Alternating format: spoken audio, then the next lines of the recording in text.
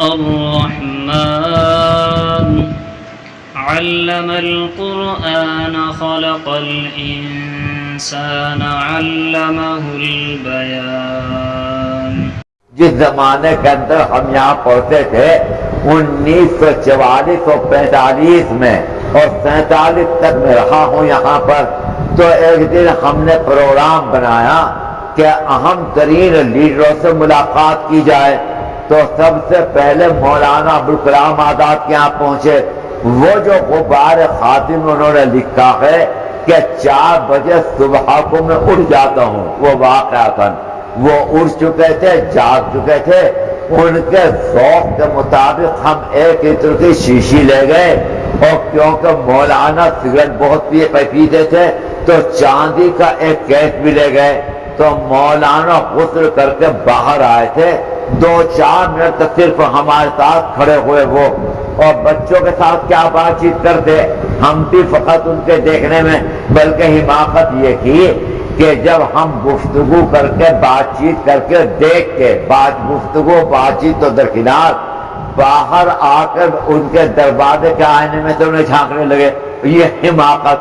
اسی وقت پر مولانا حبیب الرحمان لدھیانوی پہنچ گئے مرحوم۔ وہ مجھ پر بہت بگڑے کہ تمہیں اگر مولانا آزاد سے ملنا تھا تو مجھے تم بتاتے، میں تمہیں لے کے چلتا، پھر مجھے تم لڑکوں سے جدا کیا۔ اس وقت پر ہمارے ساتھ قاضی ارشاد حسین ارشد بھی تھے، طالب علم، جو حضرت مولانا سجاد صاحب مرحوم کے چھوٹے بھائی ہیں، اور ہمدرد خانے میں ان کے ایک اور رشتے دار تھے ادریس صاحب، اور بہت سے طالب علم۔ تو پھر مجھے لے گئے مولانا حبیب الرحمان، اور جا کر مولانا ابوالکلام آزاد سے پوچھا کہ انہیں پہچانتے ہو؟ تو مولانا نے کہا کہ نہیں، میں نہیں پہچانتا۔ تو مولانا حبیب الرحمان کی عجیب عادت تھی، میں نے دیکھا کہ اپنے ٹیلی فون پر بیٹھے ہوئے ہیں، اگر ٹیلی فون کوئی آ رہا ہے تو یوں کہتے تھے کہ میں بول رہا ہوں مولانا حبیب الرحمان۔ مولانا کے لفظ سے اترتے ہی نہیں تھے۔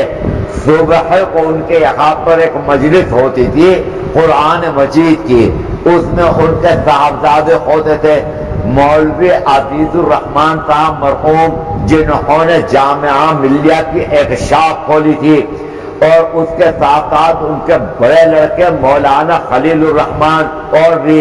تو مولانا حبیب الرحمان کا درس قرآن ہوتا تھا، اور دسو تو مولانا خلیل ہن تیری کی رائے ہے؟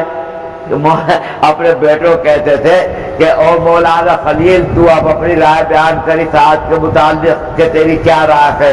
پھر اس کے بعد کہتے تھے او مولانا عزیز الرحمان تو دس ہن کی گل کہتا تو تھی۔ تو اپنے بیٹوں کو بھی مولانا کہا کرتے تھے۔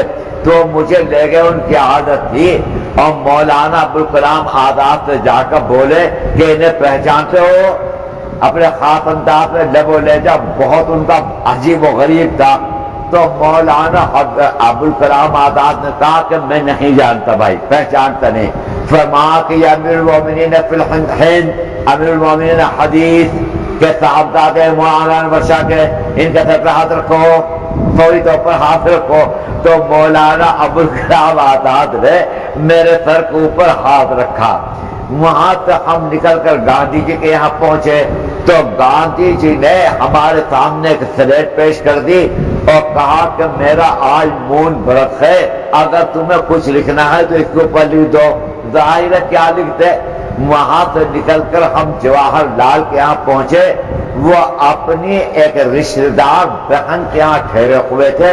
تو جواہر لال کو ہم نے اس حال میں دیکھا کہ انہوں نے جاغیا پہن رکھا تھا اور ایک بنیان پہن رکھا تھا کھدر کا، اور اپنے چپل کے اوپر اپنے ہاتھ سے پالش کر رکھے تھے۔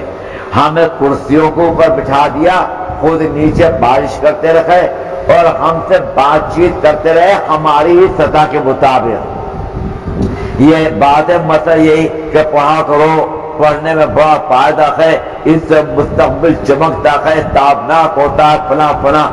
وہاں سے نکل کر ہم پٹیل کے یہاں پہنچے، تو پٹیل اندر سے باہر آ رکھے تھے، وہ واحد شخص جس نے ہمارے ساتھ مسافہ بھی گوارا نہیں کیا۔ سردار پٹیل نے، ولبھ بھائی پٹیل۔ ہم پھر قائد اعظم کے رہائش پر پہنچ گئے تو قائد اعظم کا ہلکی ہلکی سردی تھی، ان کا سیکریٹری باہر بیٹھا ہوا کچھ لکھ رہا تھا، تو ہم نے کہا کہ ہمیں قائد اعظم کو سے ملنا ہے۔ وہ کہا کہ ایسا نہیں ہے، قائد اعظم کا تو اوقات بہت مصروف ہیں، 15-20 دن پہلے یہاں پر آپ درخواست دیتے تو قائد اعظم سے ملاقات کا کوئی امکان تھا۔ اب آپ آ کے یہاں دھمک گئے، بن بلائے احمق لے دوڑے سہنت، تو نہ بات ہے بلا یہاں پر کوئی امکان ہے اس کا۔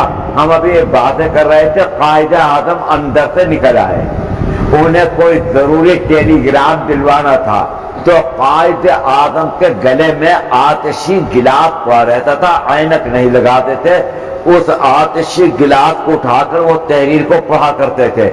اب ہم تو سب کے سب کانگریسی تھے، ٹوپی اوڑھ رکھی تھی، تو وہاں پہ ہم نکلے، عجیب و غریب انداز کے اندر نکلے۔